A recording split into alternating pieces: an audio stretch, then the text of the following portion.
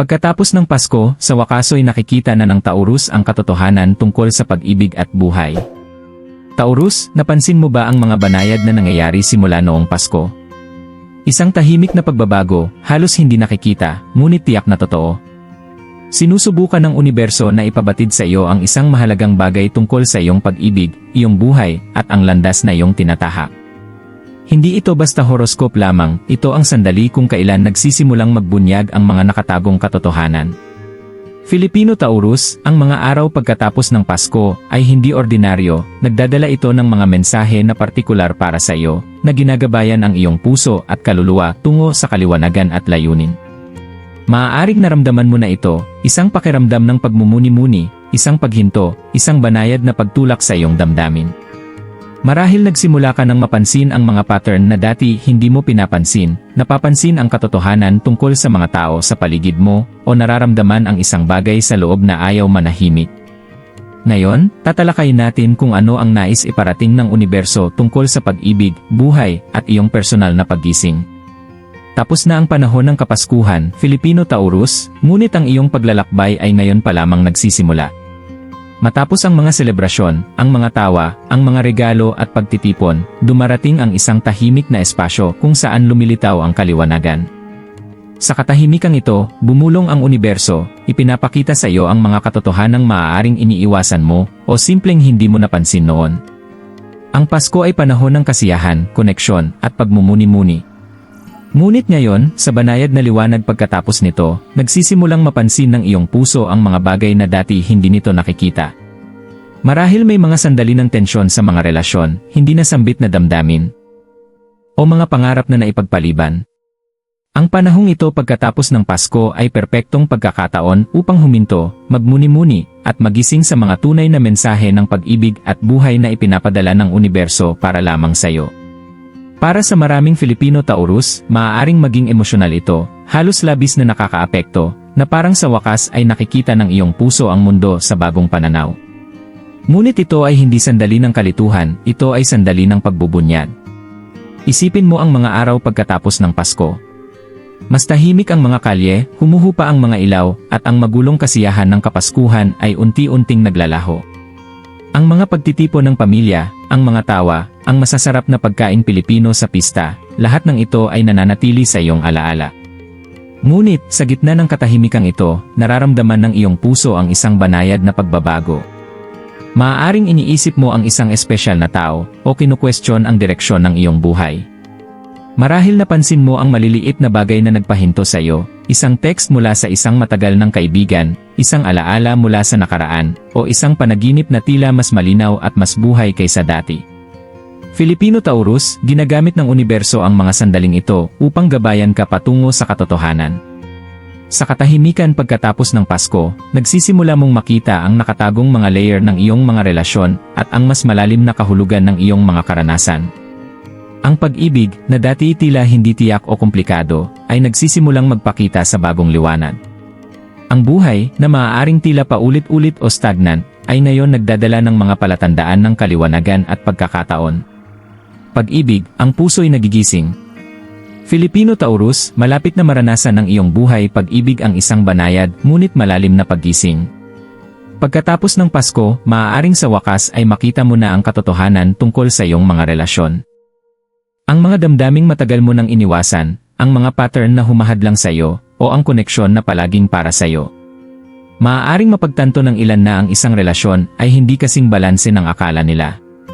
Ang iba naman ay makikilala sa wakas ang taong tunay na pinahahalagahan at iniingatan ang iyong puso. Ang maliliit na kilos, banayad na palatandaan, at makahulugang pag-uusap ay ngayon nagsisimulang maging malinaw. Pinapaalala ng universo sa iyo na ang pag-ibig ay hindi tungkol sa perpeksyon, ito ay tungkol sa pag-unawa, paglago, at katapatan sa damdamin. Kung matagal ka nang naghihintay ng kaliwanagan, Filipino Taurus, ito na ang iyong sandali. Nandyan ang mga palatandaan sa lahat ng dako, isang biglaang text, isang ngiti na tumatagal ng mas matagal kaysa karaniwan, o kahit mga panaginip na may dalang simbolikong mensahe. Pansinin mo. Ang universo ay bumulong, ipinapakita sa iyo ang matagal mo nang alam sa iyong puso. Desisyon sa buhay, nakikita ang mas malawak na larawan. Ang panahon pagkatapos ng Pasko ay hindi lamang tungkol sa pag-ibig, ito ay tungkol sa buhay, sa iyong landas, at sa mga pagpipiliang humuhubog sa iyong kapalaran. Maaaring nakakaramdam ka ng pag-aalinlangan tungkol sa iyong karera, pamilya, o personal na layunin. Ngunit ngayon, unti-unting naglalaho ang ulap. Ipinapakita sa iyo ng universo ang mas malawak na larawan. Marahil ang isang oportunidad na dati hindi mo pinansin ay ngayon ay malinaw na. Marahil ang isang desisyon na naipagpaliban ay handa na sa wakas na gawin. Filipino Taurus, magtiwala ka na ginagabayan ka ng universo patungo sa kung ano ang naayon sa iyong tunay na layunin. Mas malakas kaysa dati ang iyong intuisyon sa mga araw na ito pagkatapos ng Pasko. Pakinggan ito dahil hindi ka nito maliligaw. Hinahamon ka ng panahong ito na kumilos, hindi padalos-dalos, kundi maingat. Pag-isipan ang iyong mga prioridad. Isaalang-alang kung ano ang nagdudulot sa iyo ng kagalakan, kasiyahan, at kapayapaan. Ang mga sagot na hinahanap mo ay hindi nasa ingay ng mga pista, nasa katahimikan ng mga sandali pagkatapos nito. Paglago sa sarili at personal na paggising. Filipino Taurus, ang panahon pagkatapos ng Pasko ay tungkol din sa personal na paglago. Maaaring maramdaman mo ang pangangailangang magmuni-muni ng malalim, mag-meditate, o isulat ang iyong mga naiisip at nararamdaman. Hinahangad ng universo na magising ka sa iyong mga emosyonal na katotohanan, kilalanin ang mga pattern na hindi na nakakatulong sa iyo, at yakapin ang taong ikaw ay nagiging. Ito ang iyong panahon upang alisin ang mga lumang pagdududa at takot. Kilalanin ang iyong halaga, talento, at mga nais. Ipagdiwang ang maliliit na tagumpay, kilalanin ang iyong tibay, at sumulong ng may kumpiyansa. Ang personal na paglago ay hindi palaging malakas at lantad, madalas itong dumarating ng tahimik, tulad ng banayad na pagkaunawa na ang iyong buhay ay gumagalaw sa tamang direksyon. Mga palatandaan at sinkronisidad. Sa mga araw na ito, maaaring mapansin mo ang maliliit, halos mahiwagang palatandaan. Isang numero na paulit-ulit na lumilitaw, isang pag-uusap na tila masyadong makahulugan para maging pagkakataon lamang, o isang biglaang oportunidad na tila nakatakda na. Filipino Taurus, ang mga sinkronisidad na ito ay paraan ng universo upang makipagkomunika sa iyo. Pansinin ang iyong mga panaginip, intuisyon, at ang mga taong dadaan sa iyong landas. Madalas, ang katotohanang matagal mo nang hinihintay ay naroon na mula pa noon, kailangan mo lamang ang tamang sandali upang makita ito. Magmuni-muni ng tahimik, maglaan ng oras araw-araw upang makipag-upo sa iyong mga naiisip, mag-meditate, o magsulat sa journal.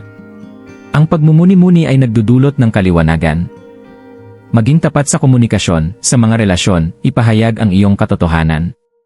Ang mga hindi pagkakaunawaan ay nawawala kapag ang katapatan ang gumagabay. Kumilos sa mga oportunidad, huwag ipagsawalang bahala ang mga pintong nagbubukas sa iyong personal o profesional na buhay. Magtiwala sa iyong intuisyon. Sundan ang patnubay ng damdamin, pansinin ang mga banayad na damdaming gumagabay sa iyo patungo sa pag-ibig, paglago, at kasiyahan. Filipino Taurus, ang mga praktikal na hakbang na ito ay makakatulong sa iyo na makahanay sa mga katotohanang lumilitaw sa iyong puso at buhay.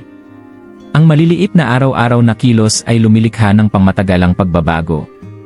Taurus, ang katotohanan tungkol sa pag-ibig at buhay ay sa wakas ay abot kamay mo na. Pagkatapos ng mga selebrasyon ng Pasko, pagkatapos ng tahimik na pagmumuni-muni, ipinapakita ng universo ang kaliwanagang matagal mo nang hinahanap. Yakapin ito. Kumilos batay dito. Payagan ang iyong sarili na makita ang mundo at ang iyong mga relasyon sa bagong pananaw. Filipino Taurus, magtiwala sa iyong paglalakbay.